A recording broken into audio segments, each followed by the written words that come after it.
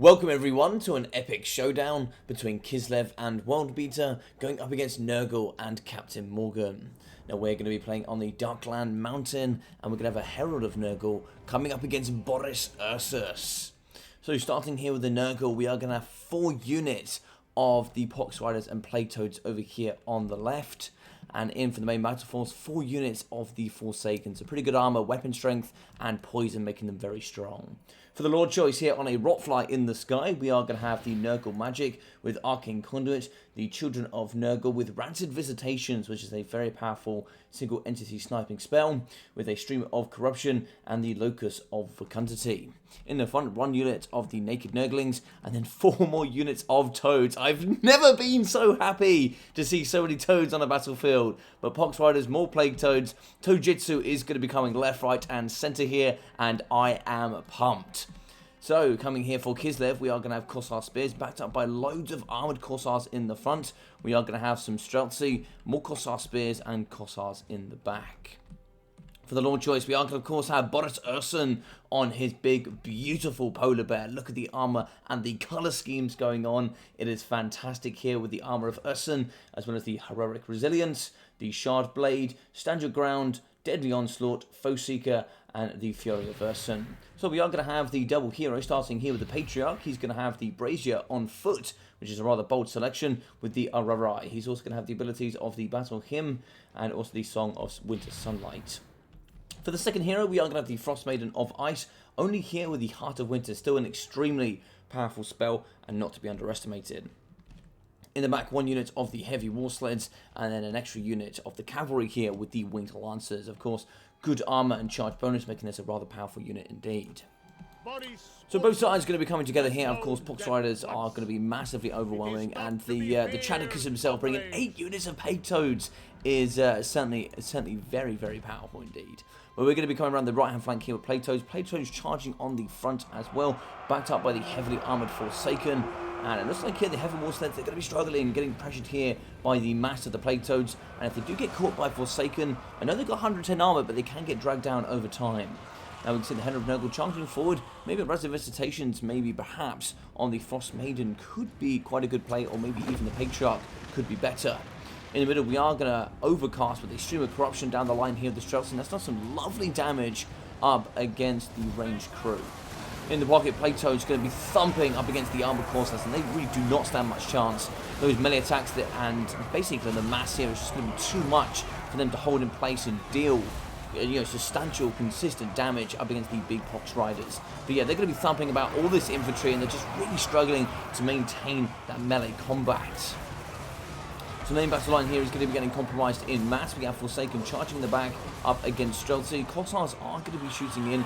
They'll do some lovely work up against the Plague Toads. There's just so many on the battlefield. Streltsy in the back. We're now going to get in up against the armoured Corsairs here. Just mass Plague Toads left, right, and centre. Forsaken now going to be compromising the front line of the weak Corsairs, and Spears here now going to be going to hand-to-hand combat up against the anti-infantry and poison Pox Riders.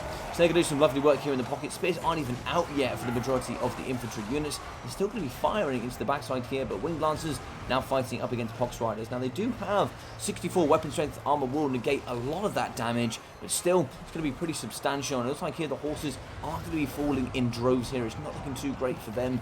And I'm sure very quickly here, double Plague Toads, maybe a bit of a Toad sandwich in the pocket, could finish off these Winged Lancers. So for the main battle line at the front here, it does look like we're going to be losing the Nurglings. Of course, they don't really have much armor. They do okay on the melee defense side here with the Cloud of Flies, but 33 is going to be a little bit low against armored Corsairs. But we do put him in place. We do get a Stream of Corruption down the line there. That's going to be very nice coming from Captain Morgan. Good work indeed. And it looks like we do actually have the guns and battle axes of the Streltsy returning away from the Pox Riders. They really don't want to fight in combat if they can help it. For the Plague Toads, they're not going to really give them a choice. They're going to be flopping, using those tongues, back kicks, belly flops, you name it. They're going to be using every single attack animation in the book here that Toads really do have quite nicely to finish off the Streltsy infantry. In the front line, we are going to have the Lord Choice fighting up against Forsaken. 2 units here going quite strong, and it does look like the Patriarch is going to be suffering. In hand-to-hand combat, he does not have much armor, and 63 weapon strength with poison is going to be devastating up against the Naked Hero. The same here for the Frost Maiden, but perhaps we could get a Heart of Winter in the pocket. There's quite a lot of green that really could feel the wrath of the ice magic, and that is exactly what's going to be happening here. So yeah, I did say that this could be perfect in the pocket, and really could save some of these Kossars as well. So that's also going to be slowing down some of the Forsaken and any of the other Nurgling units, and it's going to slow, and over time more and more damage is going to be coming into this pocket, which is really going to delete most of these Nurgling units. So fantastic work there coming out of World Beater. World Beater is going to be breaking with a lot of his infantry here. Starts in the back really struggling. They're going to be the main DPS here for the forces of Kislev. And we do see the Kossar Spears fighting quite nicely, but they will be dropping up against the Mass Tojitsu. In the back, Streltsy do get away. The Lord Choice here in the sky, not looking too healthy. 2.8k here coming from Captain Morgan, but he's going to be in the back compromising these specific units we really need to. Getting down up against these Streltsy and really forcing them into melee combat. We can see there, World Beater really doesn't want that, but more Plague Toads coming down the hill here to finish off the Streltsy, and this is just great harass work coming out of Captain Morgan.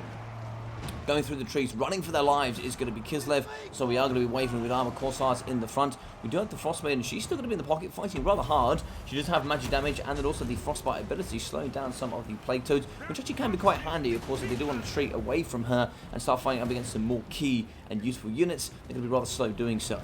In the middle, Heavy Warsteads do still going rather strong. It's like 40 ammunition there still in the pocket. They are going to be getting nerfed due to the poison, so the missiles aren't going to have too much AP in comparison, but still they're going to do some nice work here, so against these ginormous toads. So they're fighting up against the Frost Maiden. That bonus is infantry really going to help here up against her. She's going to be down to 630 health, 580 now, negative 13 leadership. She's already used Bio Blood, so that's going to be the end there for her, I'm sure. On foot, she's not going to be fast enough really to get away from the Mass Plague Toads. So we do have Pox Riders here, which are going to be the stronger element, fighting up against Boris, but he has 105 armor, and he's an anti-large armor-piercing sniper. So as he fights here in the middle, Plague Toads is what he was born to fight, and born to drag down here back to the realms of Nurgle, but he's going to be poking through. Poison is really going to affect him as well, though, when it comes down to some of the speed stats, maybe rotating, helping out the units. It's going to be a bit of a nightmare indeed. So it looks like here we do have a Ransom Visitations, which is going to be activated on top of their Heavy Warsteads, and if we can, it is always worth overcasting it. Of course, you still don't proc the Law passive as much, but if you do overcast Ransom Visitations, you get 50% free extra damage. Curse the Slug used to a very, very good usage as well, slowing down the Heavy Warsteads, which are already relatively slowed there for cavalry units. They're going to be going down to 56 speed, catching with the Plague Toads, also getting the poison there on top, and Heavy Warsteads now are going to be using Bio Blood, falling down to 1.6k, and it looks like here the Armor Piercing and the Herald of Nurgle should be able to finish off the pocket of the Heavy Warsteads. Armored Corsairs here going to be breaking the back. They're going to be retreating to the trees. Hopefully they can collect themselves here back for the Kislev rounds here. They can fight up against the mass waves of Pox Riders that are going to be entering the fray. In the middle, Forsaken are going to be breaking. That's going to be the mass amount of DPS here going off the battlefield. And it looks like perhaps we might be getting another spell in here. Yes, indeed, in the back, we do actually see a return of the Frost Maiden. And this is where you could really see that's going to be paying dividends here for World Beater, allowing the Frost Maiden to come back. And really, really painful there for Captain Morgan. As you can see, a lot of these units really going to be biting the dust up against this very, very powerful spell. Yet again, Overcast and Heart of Winter is always definitely worth it as well. Only extra full winter magic for 50% increase to the DPS, which is always very, very much worth it. So do think about that next time you are using this spell. Now, we do see Boris in the middle. He's going to be looking very, very strong indeed. Not much healing left on the battlefield for him. The Patriarch going means he's going to be just a little bit less tanky. But we do have some great abilities on him for the later stage of the game. So Plato's going to be clearing out of the backside here of the Streltsy. Looks like 2 units still on the battlefield. We still have some Heavy Warsteads as well. They're not looking particularly healthy, but we are going to be pretty close to the white line. So if we clear up here, we should be able to push off the majority of the units, and then I would come back and take on Boris. But he's going to have 82 speed on his big polar bear, which means we are going to struggle to get away here with the Plague Toads. So Pox Riders coming across could really do with getting the Lord Choice down here up against the Armored Corsairs, or maybe here even a Stream of Corruption. Now, we do see here Ransom Visitations also yet again activated on Boris. That's going to be lots of damage here for the spell. So he's going to be doing some great work, but he does take down the Plague Toads, and that's going to be looking pretty painful here at this moment for Captain Morgan. But he does have the Herald of Nurgles. We can back him up, so we are going to rampage here with the Fury of Urson. Stand your ground given that melee defense as well as Deadly Onslaughts. And then also Curse the Slug getting activated with Foe Seeker. It's just going to be buffs on buffs on buffs with debuffs left, right and centre. And Boris just looks like an absolute tank. 104 charge bonus, 662 weapon strength, and also an increase to some more stats that I just missed. But fantastic stuff there coming from the big anti-large sniper. Pox Riders coming forward. Balance of power is going to be in Kislev favour. Probably mostly just due to how healthy Boris is. Now, if we did get a heal in here, that could be very strong indeed. Healing some of the Plague Toads. and Pox Riders coming in alongside the Lord Choice as well could be very, very good indeed. Now, if we could overcast the Random Visitation here, Boris would be in a world of trouble. Now, he's going to be down to 3,800 HP, and it does look like we have some struts in the back, so maybe those 11 models could come forward here and help the Bear God himself, but we'll have to see.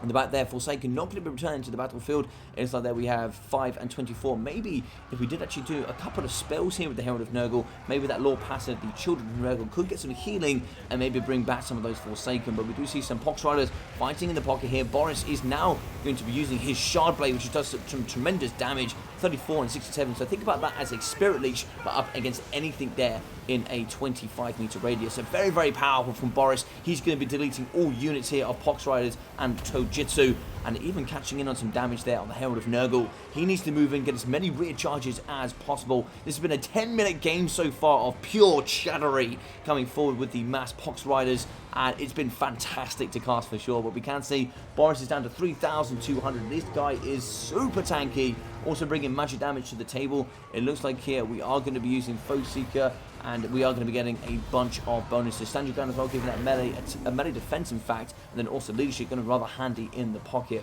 The Lord Choice really quite weak at this moment, 1.7k there for Captain Morgan. A couple more sweeps through could really help clear up against Boris, but this Polar Bear is proving very, very dangerous indeed. He's going to be fighting with all the might. Of course, they're both here, going to be very fresh. I believe maybe there was some ability here, perhaps going to be fresh here. I think probably Foe Seeker would have got him back to fresh, which is really, really handy when fighting against droves of the Pox Riders. So at this moment in a normal battle, most people, don't bring Foe Seeker due to, in Warhammer 2 wasn't just so prevalent, for example. But here, having Boris as fresh, making sure those melee attack animations are always coming through. He's going to be having maximum stats as well. It's going to be very, very handy indeed. It's like he's going to try and slash here up against the Herald of Nurgle. We've got to be incredibly careful here. If he falls, the Pox Riders will go with him. Down to 1.2k health. Pox Riders here at 2,500, 2.7 there as well for the second unit, and Boris is getting very low, 1,800 for himself. Now he's going to be getting poisoned, but he's using Deadly Onslaught and Foe Seeker, giving himself vigor per second, which is going to be very, very handy. He's still going to be fresh, going to be steady. Damage is obviously going to be playing a large part on his leadership, but nowhere near as much as Nurgle. But you see the Pox Riders in the back, they are going to be wavering and really struggling here up against the anti-large sniper. Now we do see Pox Riders down to 10 models, going to be 14 here as well for these. We need to get more cycle charging out of the Herald of Nurgle. What is this going to be here? This is going to be Curse of the Slug, slowing down Boris. It might have been worth maybe with the DPS coming out here against Pox Riders, just waiting for a heal. That probably might have been a little bit more prudent. But we do see in the middle, Boris is going still very strong. Curse of the Slug and Poison going to be really debuffing him here down to about 45 speed there, I saw. But 1.3k for him. Pox Rider is going to be at 8 models. 13 here in the back, and very weak, 650 there for the Herald of Nurgle. We've got to be seriously careful. He needs to come round the sides and then charge into the backside of their Boris. He's going to be using stand on ground, the Fury of Urson, to really bolster those attacks. 93 melee defense is absolutely absurd. 62 melee attack as well to try and see if we can punch through these Pox Riders.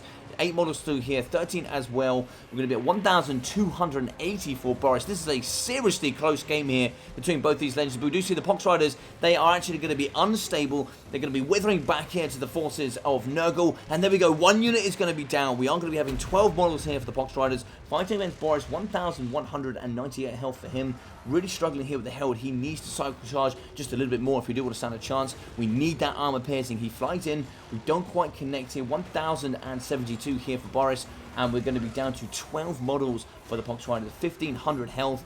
And Boris is still going like an absolute Chad. Foe Seeker giving that fresh status, which is really handy. You pay 100 gold there, and it's certainly been utilized here in this battle. 1,016 for him. The Lord Choice at 300. All we're going to be able to get through is we're going to be wavering with both of the Nurgle units. Boris now down to 980. The Lord falls. It looks like here it is going to be a win for Kislev. Fantastic game coming out of both these players, and a brilliant win just about coming for World Beater. God, I really wasn't sure which way that was going to go there, but that was an absolutely fantastic game, and certainly one of my favourite of the year. I mean, having 8 units of the Plague Toads is fantastic. 4 of the Pox Riders performing very well. I actually thought that I looked at this and I thought, God, how is he going to make this work? but then I saw the replay and I was like, wow, what a game. I definitely had to cast this one. But Boris here getting 3,391, a single man, a tank coming through here up against Nurgle, and he slaughtered everything. Toads, Forsaken, Heralds, you name it, he well and truly removed it. So very strong stuff. 1,900 from the Frost Maiden, obviously coming with the Heart of Winters. I would like to see both of those overcasted. It's only going to be 8 Winter Magic over both, but you would have got an extra 50% DPS on both casts, which is, you know, just absolutely incredible. Of course, the slow debuff doesn't get changed, but the amount of damage output really does make a difference.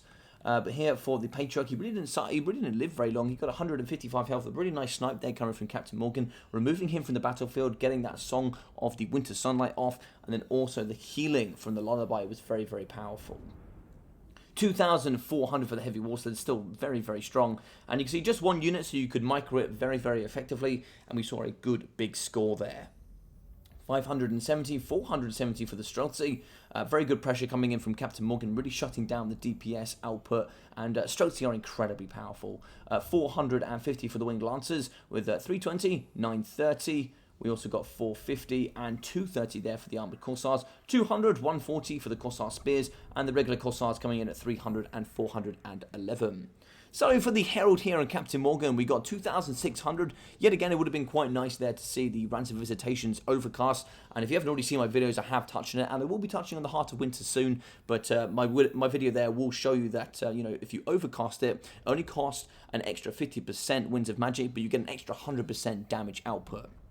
Now, the Pox Riders, we got 340, 800, 1,600 for the Pox Riders, and 1,200. So very strong performance. You know, these boys, of course, costing 1,000. So probably if you average all of these, you're probably getting somewhere around their price cost. Now, we got 1,300, 500, 790, and 600 there for the Forsaken. And for the Plague Toads, 200 with 630, 700, and 508. And then we got 88 there for the Nurgling. So I hope you guys really enjoyed this amazing game. It was really fun to cast, and thank you very much for World Beater for sending this in. It was a glorious one indeed. If you guys enjoyed this, do smash that like button. Feel free to leave a comment down below, but of course, please do be respectful. And if you haven't already, do feel free to subscribe. Of course, that will really help the channel and, you know, certainly help me grow here on YouTube. So I've been your boy Logic. Take care of yourselves, and I'll see you all very, very soon.